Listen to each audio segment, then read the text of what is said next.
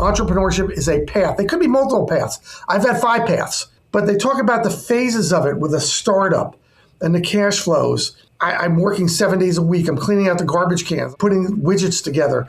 And then the second phase, I'm starting to make some money, and I got to pay for college, and I might even have the money to pay for college. And the third phase is, what are you going to do now? Are we going to sell the business? Are we going to close the business? Are we going to give it to our children, which is usually a bad idea? What are we going to do with that? And how does this work? Welcome to the Thought Leader Revolution with Nikki Ballou. Join the revolution. There's never been a better time in history to speak your truth, find your freedom, and make your fortune. Each week, we interview the world's top thought leaders and learn the secrets of how they built a 6 to 7 figure practice. This episode has been brought to you by eCircleacademy.com, the proven system to add 6 to 7 figures a year to your thought leader practice. Welcome to another exciting episode of the podcast, The Thought Leader Revolution. I'm your host, Nikki Ballou, and boy, do we have an exciting guest lined up for you today. Today's guest is a serial entrepreneur. He's a best-selling author of a book called Driven. This man is a true thought leader when it comes to growing, scaling, selling, and exiting companies. I am speaking, of course, of none other than the one, the only, the legendary Elliot Kallen. Welcome to the show, Elliot. Great to be here, Nikki. Thank you. Excellent. So, Elliot, tell us your backstory. How'd you get to be the great Elliot Kallen? You know, that's a great question. My dad was an entrepreneur, small business owner, and I learned lessons that if you end up in your business, it is always best to be in your own business. Of course, that means that you're going to have a rockier road than some other people are going to have. So since 1980, since I left the accounting world in 1982, I've been starting and selling and buying and doing all the things that entrepreneurs do. And now I've started business 3, 4, and 5, and I'm in a process of trying to decide how to eventually unload my plate with those as well. So it's the road of entrepreneurship, well-traveled and enjoyable. That's amazing, man. So tell me about the first business you were in. When did you start it? You know, what did you learn along the journey, and how did you exit? So that's a story for what they call of being too young and too naive to even ask the right questions, which a lot of entrepreneurs suffer from, where we think we know it all, especially when you're young. I was with a big 8 accounting firm, and that was just a bad fit for me. You can tell from my personality. It's kind of an upbeat, people-based business. People-based personality doesn't really work in a world of accounting and certainly big accounting firms. And I left them and I started a company in industrial packaging. And so industrial packaging are things like plastics and tapes and markers and inks and solvents and things like that. Even cleaning chemicals go into that world. And was in the New Jersey, New York market, grew that business from basically $0 to $5 million in sales, 30 employees. I did that over a 5-year period. And my lesson there, Nikki, was we were growing so fast, almost a clip of 30% a year, that I was constantly running out of money. And I could not understand as an entrepreneur how I could have profits and growth and still run out of cash on a regular basis. The term cash burn that we talk about today, when big companies do that wasn't a term in the 1980s. You really didn't understand that. So I went to banks and I got money thrown at me because we were so profitable. And eventually I owed $500,000 to one of the banks in New Jersey. And we knew we needed another big infusion of cash in 1987. The market had just gone down a little bit. And the cost of that was so high that I just said, I don't feel good doing this anymore. And then I sold the assets to my employees, the team of employees, and I kept the liabilities for myself, and I paid them off over the next 3 years. Okay, cool. All right, so you learned about cash flow. That's pretty cool. So what was your second company all about? Second company was an environmental cleanup company. We did those big air and water remediation things that you see in smokestacks and, even at the consumer level. We did that, and we hired independent contractors. So that's the opposite. Instead of going with all employees, we hired independent contractors throughout the United States. We had about 1,500 of them, installers and prices and salespeople and marketing and every gamut that you could think of. And we made a lot of money by using the Superfund money of what happened in Niagara Falls and Love Canal. And, at the end of the Bush administration, the oldest Bush administration, it was just starting to go away. And the excitement for environmental cleanup was, believe it or not, was waning in the United States. It just wasn't being done as much. And I could see the writing on the wall. I had already been for a while thinking about, I want to get back into financial services because I have a background in math. I love math. I love finance. And so I'd already looked into that and began to look around on that. And then my wife got pregnant with twins, and we kind of wagon trailed it out to California and started out here from scratch, knowing no one. And very quickly went into Prosperity Financial Group, my company that's 30 plus years old today. And here we are today. I've got two companies in that business that total over $1 billion in assets, and then a foundation to go with that, that's making a huge impact on the teen world. So that's businesses 3, 4, and 5. There will come a point, Nikki, that I sell those also, or give those away, or do something, because it's time for me to start another business. I got ants in my pants to start another entity. I love it, man. So tell me about Prosperity Financial Group. What's it all about? What made you decide to start this, and all that good stuff? So Prosperity Financial Group, we started because we saw a niche in the marketplace, a need in the marketplace, and that was business owners need great financial advice, and they need help dealing with the phases of their business career. The startup phase, how does that work? I've started up and gotten blood on my nose. I've been in the middle of it. I know what it is when you start getting mature. I had not experienced being in my 60s and figuring out my exit strategy. That I had to learn because I was only in my 30s and 40s doing this. And so now I know a lot about that. But we wanted to bring to the business owner marketplace and a high net worth affluent marketplace really great advice that was not product driven. It wasn't going to be an annuity or a life insurance policy or a mutual fund. It was going to be holistic and solving problems. And that was our goal. And that's what we've done now. So what does that mean, holistic and solving problems and not product driven? What does that mean? Well, they're money-based problems. They're all related, Nikki, to money. What do I do with my money? How do I make enough money? How do I keep enough money? How do I retire with enough money? How do I leave enough money as a legacy? How do I not go through my money because of illness? How do I not kind of screw my kids and my family because I died too young and I didn't plan very well for it? It's related to money because at the end of the day, people ask me the same question: how's my money? How am I doing? Because they're worried about money. We live in a world where everything has become so expensive. My mother used to have this phrase. She heard that if you were 25 years old and you put $2,000 into an IRA starting at 25 for the next 40 years, and it grew at 8%, you'd have $1 million. And you used to say all you will ever need in your life is $1 million. And she was wrong. Yes, because $1 million in today's world doesn't get you very far. Not at all. So we need more money than that. We know we probably need $3 million if you want to have a really good retirement. Anything above that, you're going to turn into a great retirement, assuming you can keep your health and your family together. Right on. So you're saying 3 million plus equals a good retirement? I think so. And I'm in California. And in California, where things are more expensive than most of the country, except maybe New York or Chicago, it's 3 million. So I like it. Okay. Yeah, I just had a client call me, Nikki, today and said they retired to Arizona, older couple. They've got maybe $400,000 or $500,000.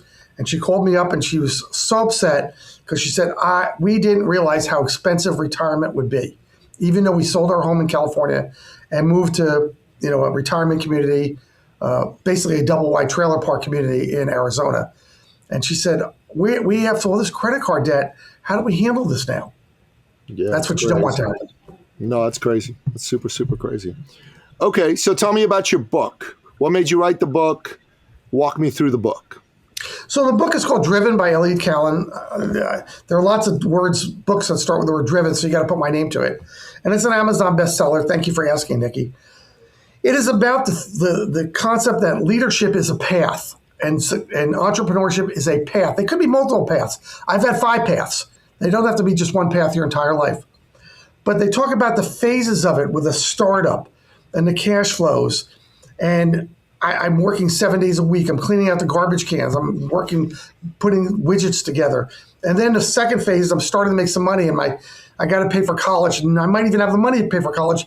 And the third phase is, what are you going to do now? you're 60, 65, 70. Are we going to sell the business? Are we going to close the business? Are we going to give it to our children, which is usually a bad idea? What are we going to do with that? And how does this work?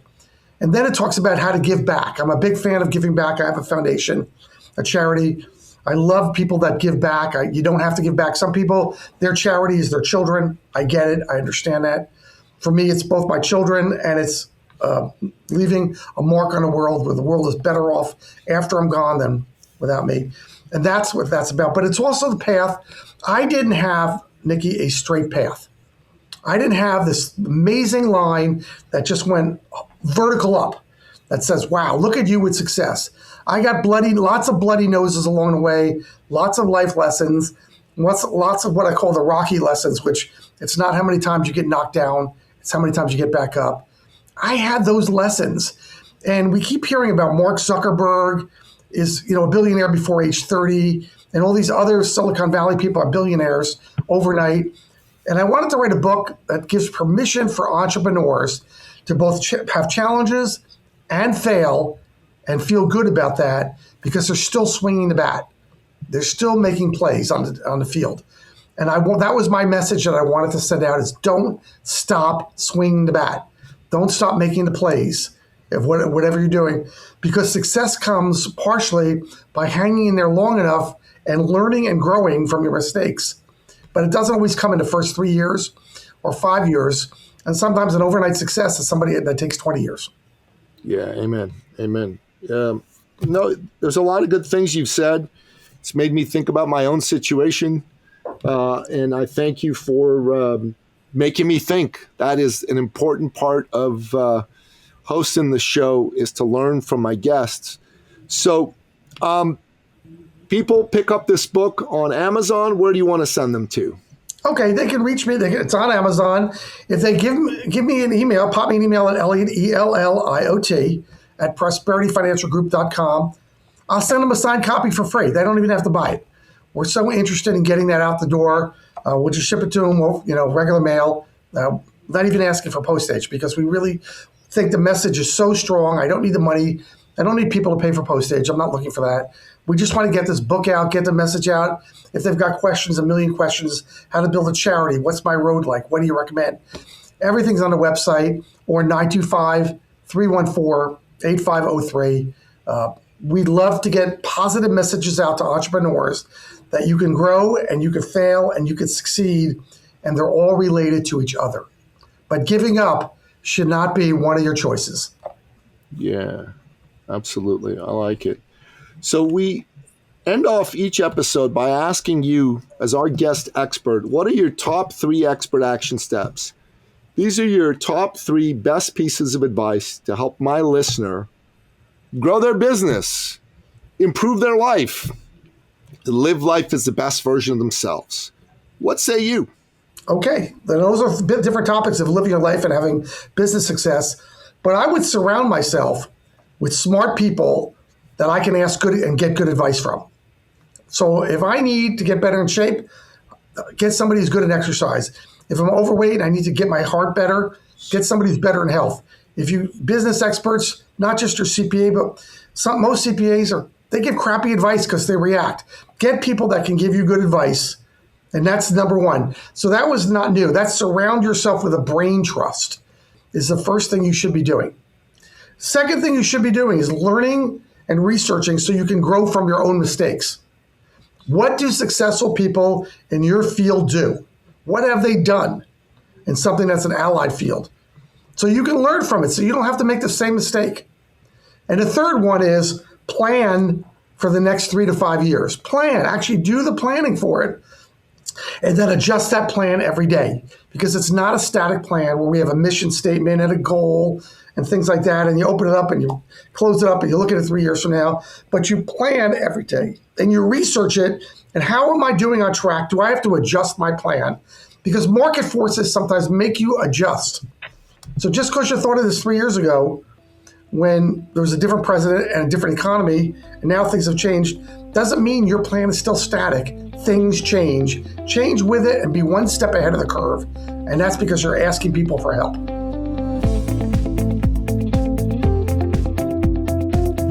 Those those are really good expert action steps. And, you brought up the fact that there's a different president today. And I'm going to extend the episode by a few minutes because I'd really like to get your comments and your thoughts on how entrepreneurs can position themselves for success under the current Trump administration. Well, that's a great question. So I'll put on my thinking hat, fortune-telling glasses here. Let's remember, first of all, that with Donald Trump, he's a volatile president. The tariffs are a good example of that. And therefore, the stock market and a lot of other businesses are going to experience some of that volatility. We'll forget whether you love his politics or hate it. That really is irrelevant here. But you've got to be accepting of his volatility because we're going to have lots of market swings and lots of swings and emotions and people very elated and people very upset that you know and you care about in all fields. So you got to accept that. But if I want to be the president, if I want to build a business, I want to understand that AI is going to run you over or you're going to embrace it and do something with it. It's going to be there. New technologies are going to run you over and put you out of business, or you're going to embrace them and figure out how to deal with that, and be in front of it. Most entrepreneurs aren't creating the next big NVIDIA chip. They're much smaller than that, right? So what is going to be here in a year or two? What's this going to look like in 3 years from now in the market? And how can I, in my business, take advantage of something 3 years from now that nobody else is probably doing? What can I see that they don't see? So you got to put your vision goggles on to see where we're going. Most of us look at where we've been. And that's the biggest difference of entrepreneurial success. We are going to all get run over in some form by AI, artificial intelligence, in some form. So we're either going to embrace it and do something better with it, or we get replaced by it. But it's not the answer. It's a tool. Like any other tool in a toolbox, artificial intelligence is a tool. Technology is a tool. Use it to our advantage and don't let it hurt us. Okay. So what you're saying is that the Trump administration is going to be engendering some level of volatility in the marketplace. And what you're saying is that disruptive technologies like AI are also going to engender a inflection point. And that inflection point is either embrace these technologies or get run over by them, because one way or another, they're here to stay. And they're here to stay in a way that is going to have a profound impact on you, whether you like it or dislike it, doesn't really matter. Am I getting you properly? You are getting that right. But if you're a manufacturer and you are having product made in China, I'm going to add one more point to that. I would begin to look for alternative locations besides China. I know China might be the lowest cost provider, but at some point we are going to uncouple trade to a degree with China.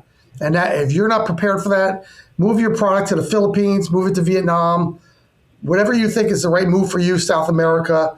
But you need to uncouple with China. You want to sell to China. It's got 1 billion plus people. You want to sell to India. 1 billion plus people in India. These are great things. India is a country that's going to invite you in to make your products and sell your products. China's going to invite you in, but going to want to steal your technology while they're doing it.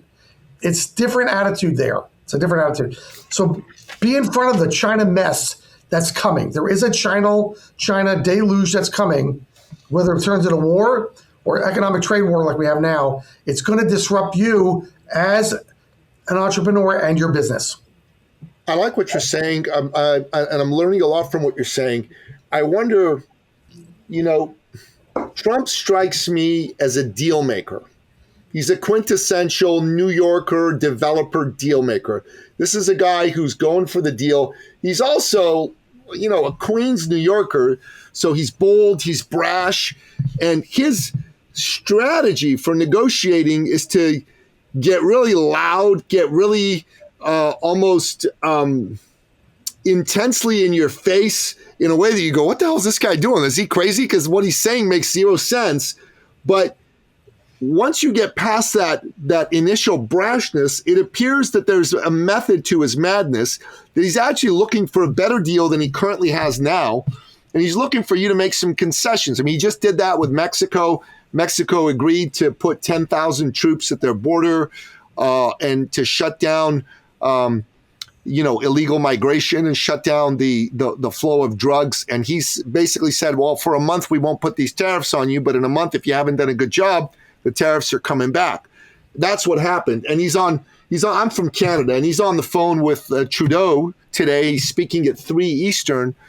And I've got a feeling that they're going to come up with some sort of an agreement as well. And I think the Chinese are going to come and say, okay, we'll give you $200 billion or whatever, make these tariffs go away. And I think that's Trump's style. And I've read his book, The Art of the Deal, back way before he ran for president. It just seems this guy, he's looking for an angle and looking for a way to get a better deal. And I wonder what your comments are on that. Do you agree with that? Do you disagree with that? What are your thoughts? I agree with what you're saying about Mexico or South America or Europe. Eventually Europe, they're going to be a little more obstinate with us, and certainly Canada, which I think they'll come to agreements. China is a different conversation. China wants world domination. They're building the largest army, the largest navy. They're taking over the bulk of Africa right now. We're having conversations about Panama and the Silk Road with the Panama Canal, that they really control both sides of the water of the Panama Canal. They are our future enemy. They remind me a little bit about Japan in the late 1920s. They took all of our scrap metal, all of our waste, and we were too dumb to realize that they were building bombs and bombers with these things, with our scrap. China's kind of doing that the same way with our money. And so we're not going to war with Panama or Canada or Mexico. No. But we could be going to war, and your children or grandchildren could be going to war somewhere down the road, and maybe a limited war with China. Yeah. And so that's my concern with China, the volatility. If my business depends on a country that's very volatile and treats us as an unfriendly long term, I wouldn't want to put my livelihood on that. I agree with you about that. I do. I also think in the short to medium term, the Chinese do not want to have the spigots of money turned off from the United States. So I think they're going to come to some sort of deal to get these tariffs to go away. But I do agree with you. I think American business, frankly, Western business, needs to decouple from China. We need to buy less from China, and we need to make partnerships with some of the countries you mentioned, like the Philippines, Vietnam, South American countries. 100% agree with you. You cannot buy anything that isn't made in China nowadays. It's done for. I want to use Windex. It comes from China. I want to buy a little broom. It comes from China. I'm drinking. I have a coffee cup on my desk. I'm sure it's a Chinese coffee cup. I mean, everything is made there, and it's not healthy for the United States to have it be like that. It's definitely not.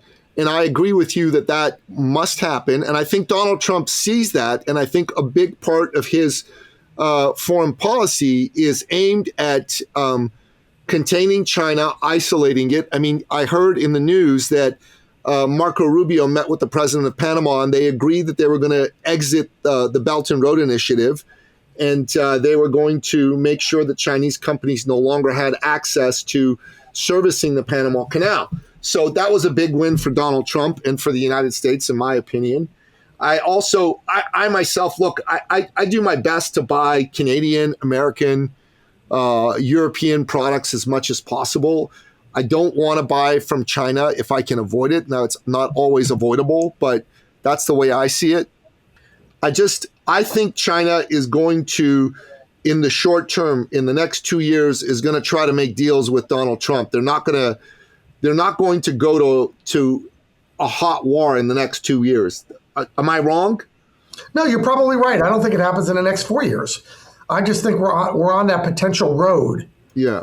For it to happen, and I don't want to. If I don't have to contribute to that road, I don't want to. Well, you and I are on the same page on that. I wholeheartedly agree. So one of the things I purchase, and by the way, I'm really glad our conversation's going in this direction because this is a more kind of authentic, powerful conversation. I think more valuable for my listener as well. So I'm a knife collector and a book. I collect things. Okay, I collect knives. I collect books. I collect a whole bunch of things. Right, and I go out of my way to buy product made in America or made in Canada. Some of the product I buy is made in China, and it's been difficult to avoid. But I've got over 100 knives in my collection. And the vast majority are made in the USA or made in Canada, it costs a fair bit more. If you buy product made in China, my collection, if it was entirely made in China, would probably have cost me 50 or 60% less than it ended up costing me. But I'm happy to have paid the money, and I'm glad that it's, not made in China, to tell you the truth. And I think it's a good thing. I think more American companies need to do what you're suggesting, which is to decouple themselves from the Chinese supply chain and to create an American-Canadian supply chain. Honestly, I think America and Canada can do a lot more business together, especially if they start to direct some of their buying activities, within the North American area rather than taking it outside to the Pacific. I mean, that's what I think would make a lot of sense. I happen to agree with you. Yeah. Okay. Well, shoot, Elliot, you and I, we see things eye to eye. I kind of like that. Nikki, I had a knife collection as well, just not to interrupt you there, but I want to tell you that we share that in common. So shut up. For real? Yeah, I was up to about 90 knives, all different blades from, gorgeous knife. It's a USA-made knife designed by a Vietnamese refugee, brother. I love it. Old people guy. So it's very interesting. I had a beautiful knife collection, and my house got broken into, and they took about 80 of the 90 knives. No, that's awful. And so they were made everywhere. They left me a bear skinning knife, a scuba diving knife, and a handful of other knives. But most of them, they took it. So I never decided, okay, that just wasn't meant to be. But I do love knives, and I stop in knife stores all the time. No, dude, listen. Screw these bastards. Don't let them take you away from your knife habit. Knives are really, really cool. It's one of those things that I believe makes a man feel like a man. Having a knife, having a bunch of knives. Maybe you don't want to go back up to 90 knives, but go get yourself another 5, 10 gorgeous knives and have them in your collection, man. And make sure you buy American. Offline, I can tell you about some good guys. I've had some really great knife makers on my podcast, like some of the iconic American knife makers, and I got to tell you, their knives are really, really tremendous. I bet they are. Yeah, sure. I'd love to learn more about that. Well, look, this knife is made by a company called Spartan Blades. They, a couple years back, merged with a